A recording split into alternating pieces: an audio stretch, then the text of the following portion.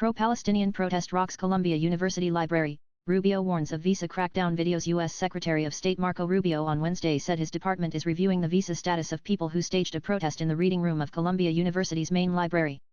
Rubio referred to protesters as pro-Hamas thugs and said they were no longer welcome in the U.S. We are reviewing the visa status of the trespassers and vandals who took over Columbia University's library. Pro-Hamas thugs are no longer welcome in our great nation. Secretary Marco Rubio SEC Rubio May 8, 2025. Dozens of protesters were arrested by the New York Police Department at Columbia University. University officials sought assistance from the NYPD on Wednesday night to secure Butler Library due to the large number of people causing disruptions inside and outside the building.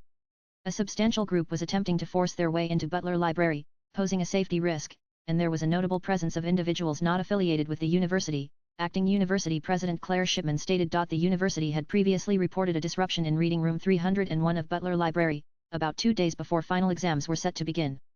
Protesters entered the room around 3:15 p.m. ET, according to CNN affiliate WABC. New York City Mayor Eric Adams announced on X around 7 p.m. ET that the NYPD is entering the campus to remove individuals who are trespassing. And at the direct request of Columbia University, the NYPD responded to an ongoing situation on campus where individuals have occupied a library and are trespassing, an NYPD spokesperson said in a statement to CNN.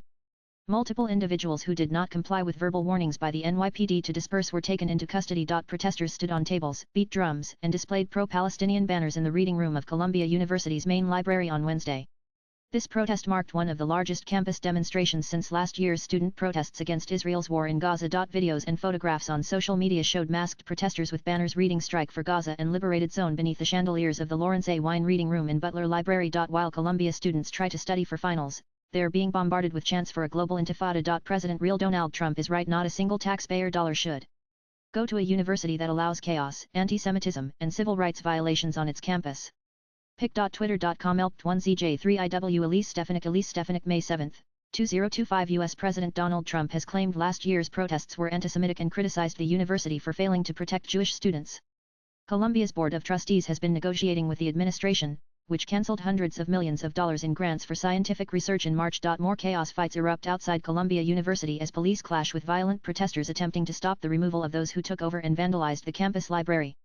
A large, hostile mob turned on law enforcement, forcing a physical response and leading to multiple Pic.twitter.com Glow 7 Guffs Jr. The Urban Warrior 18 Urban Warrior May 8, 2025 SWIPE left for next video. The university has stated that it is working to combat anti-Semitism and other forms of prejudice on campus while facing accusations from civil rights groups of allowing the government to undermine free speech protections in academia. With inputs from agency's latest blogs.